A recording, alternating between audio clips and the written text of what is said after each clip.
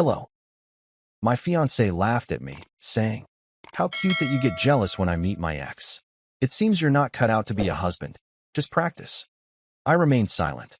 A few days later, her things were packed into boxes and taken to her ex. My name is Nolan. I am 33 and I work as a delivery driver in Columbus, Ohio. Most of my days start early. I load the truck around 6 in the morning and spend the rest of the day moving packages across different parts of the city. It is not glamorous work, but it pays my bills and keeps my schedule predictable. I met my fiancée Violet a little over 3 years ago. She is 29 and works as a baker at a local cafe that gets busy before sunrise. Her shifts usually start at 4 in the morning, which means most days she is already at work before I even leave the apartment. We got engaged last winter after living together for about a year and a half. The apartment is technically mine since I signed the lease before we met, but we split rent and utilities evenly. We had been slowly planning a small wedding for next fall. On the surface, our life was pretty ordinary. My job kept me out most of the day. Violet worked brutal early hours, but loved what she did. Evenings were usually quiet. Dinner at home, sometimes a movie, sometimes meeting friends on weekends. But there was one constant detail that never quite disappeared. Her ex. His name is Gabriel. According to Violet, they dated for a couple of years before breaking up not long before she met me. She always described it as an amicable breakup. Just two people realizing they were better off as friends. At first, I did not question it. People have history. That part seemed normal. What started to feel strange was how casually Gabriel stayed involved in her life. His name came up in conversations more often than you would expect. Sometimes it was random comparisons. A place Gabriel liked to eat. A story about something they used to do together. A comment about how Gabriel always understood her stressful bakery schedule. The first time I pointed out that she mentioned him a lot, Violet reacted like I had just said something ridiculous. She laughed and said confident men were not bothered by old relationships. So I let it go. Still, over the past few months, something about the situation kept bothering me. Not in a dramatic way. Just enough that I started paying closer attention. Violet still met Gabriel for coffee every few weeks. She insisted it was harmless. Just two people who stayed friends after a breakup. Then about 2 weeks ago, she said something during dinner that changed how I looked at everything. She did not yell. She barely even looked up from her phone when she said it. She told me it was adorable how jealous I got whenever she saw Gabriel. Then she added that reactions like mine made it pretty clear I was not husband material yet. More like practice. I did not argue with her. But that was the exact moment I stopped thinking about the wedding. I did not react to what Violet said that night. There was no argument and no raised voices. I finished dinner, rinsed my plate, and went to bed at my normal time because I still had a truck to load at 6 in the morning. But the comment stayed with me during my route the next day. Delivery driving gives you a lot of time to think. Hours in traffic, long stretches between stops, and no one around to interrupt your thoughts. By mid-morning, I had already made a quiet decision. I was not going to argue about Gabriel. I was not going to defend whether I was husband material. I was simply going to stop moving forward with the wedding. The first thing I did was check the notes I had saved in my phone. Violet liked planning things, but I was the one keeping track of deposits and contacts. Venues, catering options, a small photographer she liked, and the bakery she planned to use through her job. Most of it was still early-stage planning. Nothing huge had been paid yet, but a few small deposits were already sitting out there. During my lunch break in the truck, I started making calls. The venue coordinator answered first. I told her we needed to cancel the tentative reservation. She asked if everything was all right, and I kept it simple. Plans changed. No need to hold the date anymore. She confirmed the cancellation and said the small holding deposit would not be refunded, which I expected. I told her that was fine. Next was the photographer Violet liked. That one was even simpler since we had only scheduled a consultation. By the time my route ended that afternoon, 3 different wedding-related plans were quietly gone. I did not tell Violet. There was no reason to yet. That evening, she came home from the bakery smelling like sugar and espresso beans, dropped her bag on the chair, and started talking about a new pastry idea they were testing at work.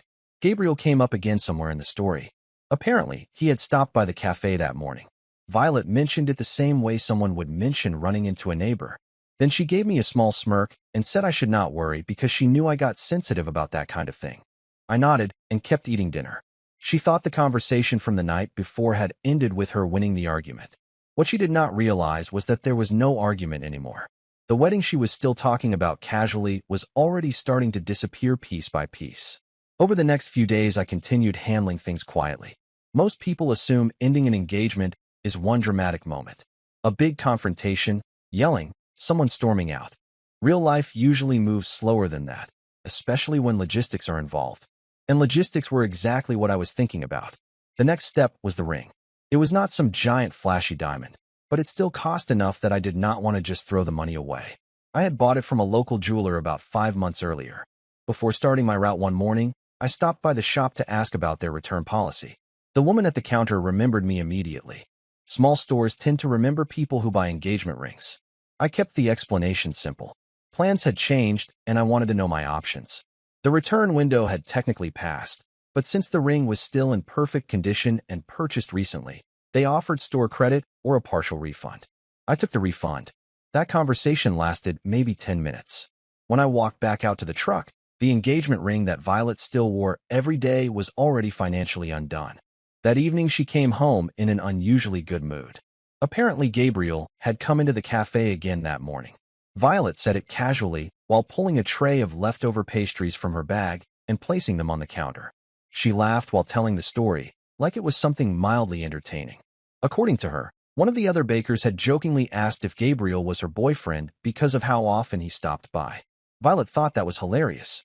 Then she looked at me with that same smug expression I had seen before and said something that stuck in my head. She said it must drive me crazy knowing other people still assume she and Gabriel belong together.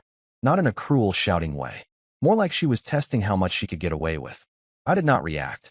I grabbed one of the croissants from the box, took a bite, and nodded like the story barely registered. Inside, though, the decision I had made earlier in the week kept settling deeper into place. By that point, the wedding was already gone. The ring was financially undone. And Violet was still acting like the only problem in our relationship was my supposed jealousy. She had no idea I was already working on the final step. By the end of that week, I had already made up my mind about how the situation was going to end. I just needed to handle it cleanly. The main thing was the apartment. Like I said earlier, the lease was in my name. Violet moved in about a year and a half ago after her previous place raised the rent. We split expenses evenly, but legally the place was still mine. That mattered because it meant I did not have to negotiate living arrangements once the engagement was over. The opportunity came the following Tuesday. Violet had one of her long bakery shifts that day. She usually left the apartment around 3:30 in the morning and did not get back until mid-afternoon. That gave me most of the day. I took the day off from work. Once she left, I made coffee and sat at the kitchen table for a few minutes just to think through the order of things. No drama, just steps. First, I grabbed a few empty moving boxes from the storage closet. Then I started going room by room. I packed only Violet's things. Clothes from her side of the closet. Shoes from the rack near the door. Her makeup bag from the bathroom. The stack of baking books she kept next to the couch. Her laptop charger. Her spare blankets. The small plants she kept on the windowsill. Nothing was thrown around. Nothing was damaged. Everything was folded or packed carefully. By late morning, I had 6 boxes lined up by the door. The last step required a short drive. Gabriel lived about 15 minutes away in a small townhouse complex on the east side of the city. I knew the address because Violet had mentioned visiting there more than once when they grabbed coffee nearby. So I loaded the boxes into the back of my truck and drove over. When Gabriel answered the door, he looked confused for about 2 seconds. Then he saw the boxes. I kept the conversation simple and calm. I told him Violet would probably be staying with him now. Her things were in the truck, and I was dropping them off, so she would not have to worry about moving later. Gabriel stared at me like he was trying to figure out if I was joking. I was not. Within 20 minutes, every box was sitting inside his entryway. I drove home after that. Violet still had about 4 hours left in her shift. And for the first time in a while, the apartment felt quiet again. Violet usually got home from the bakery sometime between 2 and 3 in the afternoon, depending on how busy the cafe was. That day I was sitting at the kitchen table when I heard her car pull into the lot. Everything inside the apartment was already handled. Her clothes were gone. Her personal things were gone. The plants she liked were gone. Even the extra baking tools she kept in one of the cabinets were boxed and dropped off earlier that morning. The place looked noticeably lighter. When she opened the door, the first thing she said was that the kitchen smelled weirdly empty without the usual bread and sugar smell she brought home after work. Then she stopped talking. It took about 3 seconds for her to notice. Her shoes were gone from the rack by the door. The coat she usually threw over the chair was gone. The stack of bakery books next to the couch was missing. She turned slowly and looked at me. At first she assumed I had cleaned or reorganized something. Then she walked into the bedroom. I stayed at the table and waited. About 10 seconds later, she came back into the living room moving faster, her face already tightening in confusion. She asked where her things were. I told her calmly that they had been delivered earlier. That was the exact word I used. Delivered. She blinked at me like the sentence had not fully processed yet. Then she asked delivered where. I told her the address. Gabriel's place. For a moment, she just stared at me. Then the questions started coming all at once. Why would I do that? What kind of stupid joke was this? Was I seriously trying to prove some kind of jealous point? I let her finish. Once she stopped talking, I explained the situation in the simplest way possible. She had made it clear that Gabriel was still an important part of her life. She also made it clear she thought I was not husband material. So I solved both problems at the same time. Her belongings were already at Gabriel's house. The wedding plans were canceled earlier in the week. And since the lease was in my name, the apartment situation was straightforward. For the first time since I had known Violet, she looked genuinely caught off guard. Not angry yet, just confused. Like the conversation had suddenly moved into territory she did not expect. The confusion on Violet's face lasted maybe 15 seconds. Then it turned into anger. She crossed her arms and looked around the apartment again like she was expecting her things to suddenly reappear. When they obviously did not, she turned back to me and started raising her voice. She asked if I had seriously packed up her entire life while she was at work like some kind of psycho. I stayed seated and kept my tone normal. I told her nothing about it was sudden. The conversation we had a few nights earlier had been pretty clear. She said I was not husband material and that I was basically practice. I took that information seriously. Violet laughed, but it was the irritated kind of laugh people use when they think someone is being ridiculous. She said it was obviously a joke and that normal people do not cancel weddings and move their fiancé out over a sarcastic comment. That part actually answered a lot for me. To her, the comment meant nothing. To me, it meant everything. I explained that the wedding was already canceled and the deposits were handled earlier in the week. The ring was also taken care of. That was when she looked down at her hand. Violet had taken the ring off at the bakery earlier that morning because she did not like getting flour in it. She kept it in a small pouch inside her bag during shifts. When she realized the ring situation had already been handled too, the anger shifted again. Now she started saying I was overreacting because of Gabriel. She said she had told me 100 times that Gabriel was just a friend. That confident men do not panic over their fiancé having male friends. I let her talk until she ran out of things to say. Then I stood up. I told her the apartment situation was simple. The lease was mine and the engagement was over. Her belongings were already somewhere she clearly felt comfortable visiting, which meant there was no reason for her to stay here anymore. At that point, Violet finally understood what was actually happening. She stared at me for a long moment and asked if I was seriously kicking her out. I nodded. I told her she needed to grab whatever small things she still had in her bag and head over to Gabriel's place. Her boxes were already waiting there. For the first time since she walked in the door, Violet did not have a sarcastic response ready. Violet stood there for a moment like her brain was trying to catch up with the situation. Then the attitude came back.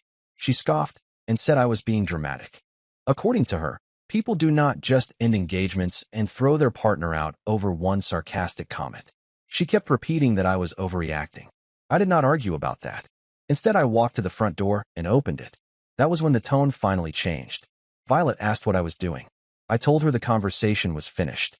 Her belongings were already at Gabriel's place, and there was nothing left for her to pack here, which meant the next step was simple. She needed to leave. She stared at the open door like it personally offended her. Then she said something that honestly summed up the entire relationship. She said I could not just kick her out because we were engaged. I reminded her we were not engaged anymore. The wedding had been canceled days earlier. The ring situation was already handled, and the apartment lease was in my name alone. She tried another angle. She said she paid half the rent, so technically she lived there too. That part was easy to address. I told her I would send back the portion of rent she had already paid for the rest of the month. That way she would not lose any money from leaving early. For a moment, she looked like she was searching for another argument. But there really was not one. Everything was already done. Her belongings were gone. The wedding was gone. The ring was gone. And now the door was open. Violet finally grabbed her bag from the chair and slung it over her shoulder. She walked toward the doorway slowly, still looking annoyed more than anything else. When she stepped outside, she turned around and said something that sounded like a last attempt to regain control of the situation. She said I would regret this once I calmed down. I nodded.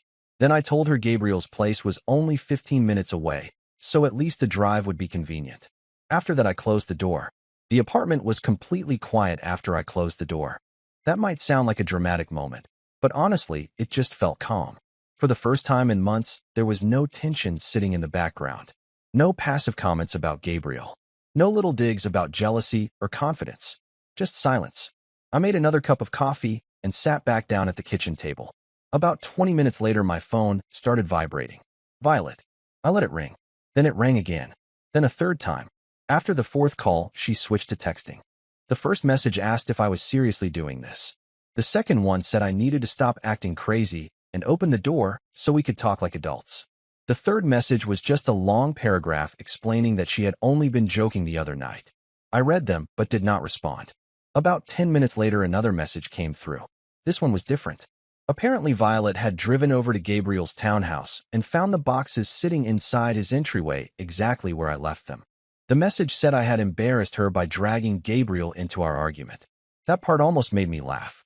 For months, she had been dragging Gabriel into our relationship without seeing any problem with it. But suddenly, it was embarrassing when he was involved in the ending of it. A few minutes later, another text came in. This time, she said Gabriel was confused about what was going on and kept asking questions she did not want to answer. Again, I did not reply. The messages kept coming. Some were angry. Some were defensive. A couple of them tried to sound reasonable and suggested we just needed to sit down and talk things through. The last one said something interesting. Violet wrote that I was proving her point about not being husband material because mature men communicate instead of running away from problems. I looked at that message for a second. Then I locked the phone and put it face down on the table. From my perspective, the communication had already happened. She told me exactly what she thought of me, and I had responded accordingly. The messages slowed down later that evening. Around 8 o'clock, my phone buzzed again, but this time it was not Violet. It was Gabriel. That alone told me things at his place had probably become uncomfortable. His message was actually pretty short. He asked if everything was all right, and said Violet showed up at his place with a bunch of boxes and a story that did not make much sense. I thought about ignoring it, but Gabriel had not really done anything directly to me. As far as I could tell, most of the weird dynamic came from Violet constantly keeping him around as some kind of comparison point. So I gave him a simple answer. I told him the engagement was over and that Violet would probably need somewhere to stay for a while. Her belongings were already at his place, so the situation should be straightforward. He replied a few minutes later asking if Violet and I had some kind of argument about him. I kept the response short again.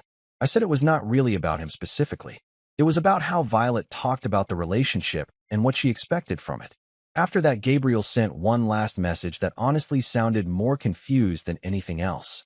He said he thought Violet and I were solid and that she never mentioned any serious problems between us.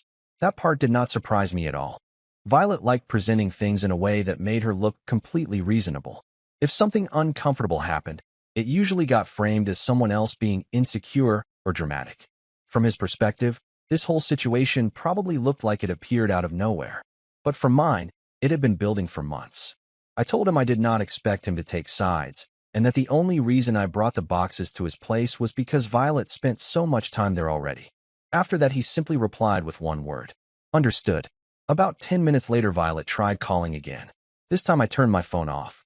At that point, the conversation was finished as far as I was concerned. The apartment was quiet again, and for the first time in a while, the future felt uncomplicated. The next morning, my phone had 12 missed calls and a long list of messages waiting. Most of them were from Violet. I made coffee first and read them slowly while sitting at the same kitchen table where everything started to fall apart a few days earlier. The tone of the messages had shifted overnight. The earlier ones were angry and sarcastic. Those were followed by a few attempts to explain that she had just been teasing me about the husband material comment. According to her, I had blown a joke completely out of proportion. Then the last few messages changed again. Now she wanted to meet and talk things through calmly. She said adults fix problems instead of throwing away relationships over pride. I read all of it without responding. Around 9 in the morning, another message came through. This one was short. Violet said Gabriel told her he was not comfortable being in the middle of whatever was going on between us. Apparently, he made it clear she could stay a couple of nights if needed, but he did not want to be dragged into the situation beyond that. That detail honestly made sense. From his perspective, he woke up to find his ex-fiancee's belongings stacked in his entryway, and a confused conversation about a broken engagement he never saw coming. I finished my coffee and finally sent one reply.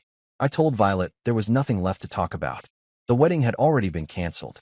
The engagement was over. Her belongings were already somewhere safe.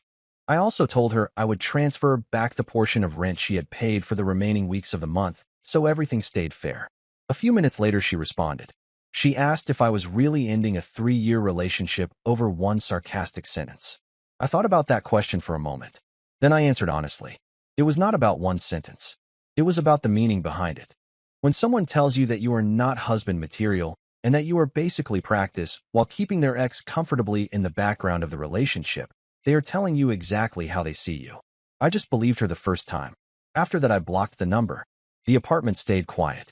And for the first time since the engagement started, my life felt like it was moving in a direction that actually made sense. Bye-bye. Out about pain in a couple of weeks. And pain's really important. That's how we know if we've hurt somebody. Oh, God, their face has just changed. Oh, I've hurt their feelings. I'm going to have to go say sorry. And that's why if you never connect the two, so you never learn. And that's why, I'm 50, but, until, I don't know, about 10 years ago, eventually it was when I stopped drinking, essentially. I stopped seeing this person. But they were the guy who they'd been getting kicked out of the pub for pulling their pants down on the pool table since they were 18. Because they never put it together that, the night ends and everyone has a bad time because I've got on the pool table and pulled my pants down or something. That's not what they did, but something like that. And they never put it together. And so you don't actually learn anything when you're drinking. So what happened is by the time I stopped drinking, I was 36. You basically start life again. And because now you can learn and start putting these things together, but I've got the emotional maturity and kind of